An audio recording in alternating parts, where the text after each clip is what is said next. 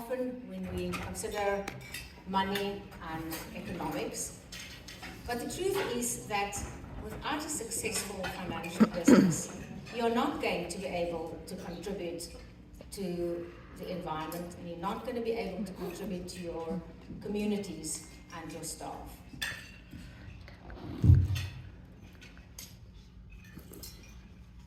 I want to ask another question about sustainability and profitability though. And I want to consider whether sustainability can in fact be used as a vehicle to drive profitability.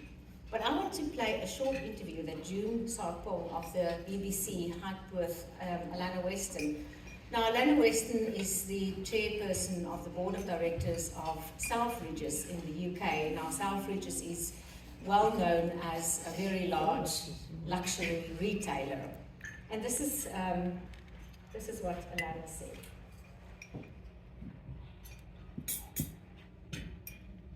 So my final question, which I suppose is the question really for all business leaders that want to go down this road of change is, can you be sustainable? Can you be ethical? Can you be inclusive and still be incredibly profitable? I would say that you can't be profitable without those things. Okay. I don't know why we didn't play, but it's really the voice that is important. And I think she makes a very profound statement, and that is that very soon, looking into the future, we are not going to be making any money unless we are sustainable. But let's go back to my original question, and what I want to examine tonight and unpack a little are 7 factors that really add value from a profitability perspective. So the sustainability factors that add value to your business. And I think you know this already, but it's good to have this handy when you need to make changes to your operational practices, or you need to make a capex investment in renewable energy or water management systems, and you want to persuade your board of directors or your stakeholders to do so. So the first couple of factors that I'm going to talk are really about finances, hard finances and statistics, but I think this is also important. Sustainable companies really fare far better in the long run when it comes to their profitability. Studies have been done in this regard for many years, and my attention was caught by a study conducted in 2012 already by Deutsche Bank, which found that sustainable companies outperform their competitors in the long run. Now, as you know, sustainable operations and your vision for sustainability has to be a long-term vision. It is not a short-term goal. So it is something, it's like a lifestyle change. But a more recent study was conducted in 2020 by Ernst & Young, and they found very much the same thing, that sustainable companies recorded higher net profits than their peers for 61% of the industries analysed. And they looked at gross profit, EBITDA profits, as well as net profits. And what they found is that the extent of the outperformance was between 3 and 6%. Now that is quite a lot, considering the competitiveness and the difficulty of economic conditions out there at the moment. It probably then doesn't come as any surprise that sustainable companies are in a position to obtain financing at preferential rates. And as we know, financing is expensive. So being able to attract both investors and financing at better rates than your competitors certainly gives a business advantage. Green bonds have risen significantly over the past years, and as far as the US is concerned, it has grown so significantly that it peaked in 2021 at an amount of over $90 billion. Now, green bonds are bonds specifically designed for investment and to stimulate investment in renewable technologies, renewable energy, and infrastructure. And they have certainly been on the rise and are important investment tools.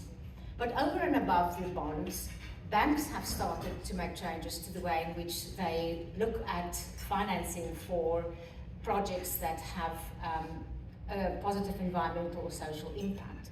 In fact, many banks have started to refuse to provide financing to projects that rely on coal-based energy.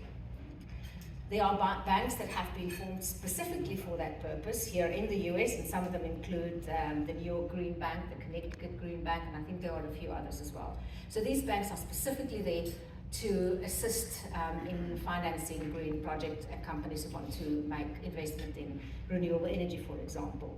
But what I find particularly fascinating is your new RA Act. It's the Inflation Reduction Act that has a number of tax credits specifically designed for investments in renewable technologies and also sustainable infrastructure. And what is so cool about these tax credits is that they are tradable. So if your tax affairs are in order, you can use your tax credits and sell them. And I think that's really amazing, and that is where the world is going. And of course, there's also your RECs, your renewable energy credits, and they are also tradable instruments. They are also things that you can sell.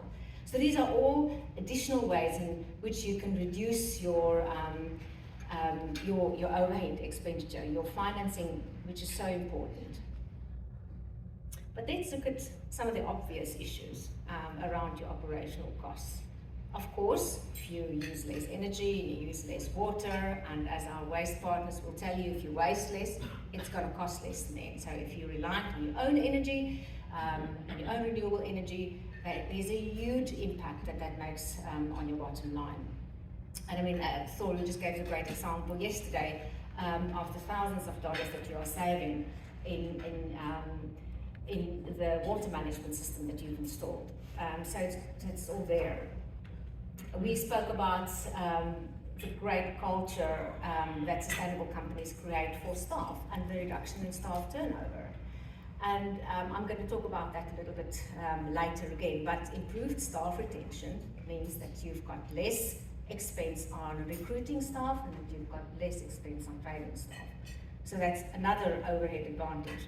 And then Brittany and Sarah at Akeley also spoke about the advantages in engaging with your communities. You're making your community more resilient, and in that position you create efficiencies in your business as well.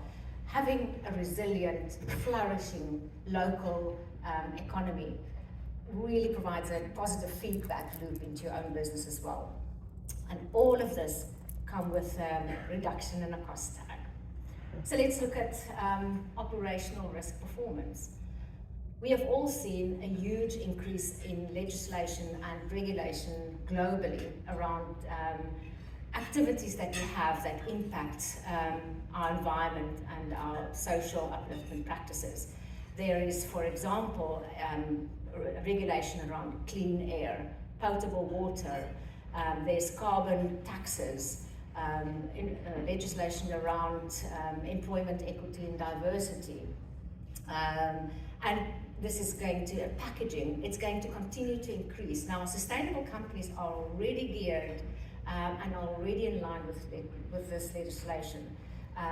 The downside for companies that are not is that they have to they're always behind. They've got to continuously chase new regulation and make changes to their operational practices, and that costs money. So again, they are in a far better position to manage their operational risk. Let's look at the staff issue again. Sustainable companies are considered top employers, and that is because they provide great working conditions. They provide opportunities for their staff to participate in decision-making processes. They provide professional development opportunities, but also personal development opportunities. They provide wellness to their staff as much as they provide to their guests. What is also important is that sustainable companies provide great working environments. Their staff have access to natural light, to fresh air, to an environment that is absent of toxins. For example, the VOC in paints, the formaldehyde in synthetic carpets and compressed wood. the cleaning toxins that we use. And all this play a very important role in how staff perceive our companies and wanting to stay. So let's look at the figures. In fact, it is 75%. 75% of the job market out there prefer to work for sustainable companies. You don't want to fish around the remaining 25%, because that's definitely not going to be the cream of the crop. So this is what the job market is looking at. Let's look at innovation, which is, and this is the second last factor that I'm going to mention. It fosters success. It is the backbone of success. Now, sustainable companies are really at the forefront when it comes to innovation. The Puma company, for example, has come up with a great new way at looking at the real cost of production. How we are doing it still these days is looking at your raw materials, you're looking at your labor, and you're looking at your overhead expenses, and you add a little bit of profit, and there's your cost. What Puma has done is it actually has calculated the cost to nature of the manufacturing process. How much potable water are you using? How much are you contributing to pollution? What are the soil conditions as a consequence of your manufacturing activities? And then use that formulation to arrive at the real cost of production. In our own industry, in the beauty, cosmetic and wellness industry, there's been great innovation, and we've been talking about that a lot in the last 2 days, around packaging, compostable packaging, refillable packaging, around dry products, toothpaste and creams and hair products that are sold in dry and powdered format to reduce the carbon footprint and the packaging associated with that. So I can really go on, and I think our industry really stands out when it comes to innovation. I want to show you a cool example of a green hotel in Cape Town, what they've done. An important part of the sustainability story is integrating what you're doing with your staff, with your guests, and helping them understand your journey and how they impact on it. So what this company has done is in their fitness center, they have linked, and by the way, they are entirely off-grid, so they generate all their own energy. So the fitness equipment are linked to the energy grid. So when guests cycle, they are made aware of exactly how much energy they are generating and feeding back into the energy grid. But it's difficult to appreciate what it means if I generate 60 or 70 kilowatt hours. What does that translate into? So to make it meaningful for the person on the exercise bike, for example, is that the pad would then translate that into, for example, a meal or a cup of coffee. So you would know, okay, well, I've cycled enough to generate 3 cups of coffee. And what they then do is collect a token for the energy they've created, go to the bar and collect that cup of coffee. Isn't that great? A great way to get people involved and really buy into what you're busy with. And then the last factor, and it's also been discussed a lot, is around the new green market out there. Michael, you've mentioned 75% of consumers preferring sustainable products, and they are prepared to pay more for them as well. But then there's also the new luxury. Luxury is about things that are exclusive and exquisite, and these days that's what nature is. Only 30% of the planet is wilderness area. So nature is surely becoming that exclusive experience, that exclusive place that is really sought after. And let me give you some beautiful examples. And I mean, when we just here where we are now, and people are not visiting Grand Geneva for the great food or the soft beds, they're coming here because it's so beautiful outside, and it provides a wonderful experience. Now this is a 4-season spa in the Maldives. We've got 4 seasons here. Really beautiful how closely the spas integrate with nature. Really stares you in the face. This is Kimala. This is in fact, one of our finalists in Thailand, also beautiful, the indoor-outdoor nature experience, and it's all really beautiful. This is a new development in my own country, like a bamboo forest, where there's, again, total immersion and integration with nature. Wow. So come to Africa. This is a spa. So what they've done here is they've created a bio pool, which is really, we've got one at home as well, and it's wonderful to be able to swim in water that doesn't have salt or chlorine, and it's not that difficult to create. But nature has become so sought after that those spas who don't have access to it actually start relying on augmented reality and artificial intelligence in creating nature. So this is a spa in Italy. And what they've done here is create this experience of rain. So it's really just a big room, and with augmented reality and very fancy systems, they can create a forest with bird song and wind. They can create a rainstorm with thunder and the sound of rain. So this just shows how far business will go. But it doesn't just have to be 5-star. It is also about just sitting in a river, dipping your toes in the water, going for a walk, and enjoying nature in its most simplest form. I've read about this being referred to as wild swimming. I've read about wild camping, and I find it fascinating because this is how I grew up. It's now become a commodity, being able to swim in the wild and being able to camp out in the wild. So let's capitalize on it, certainly.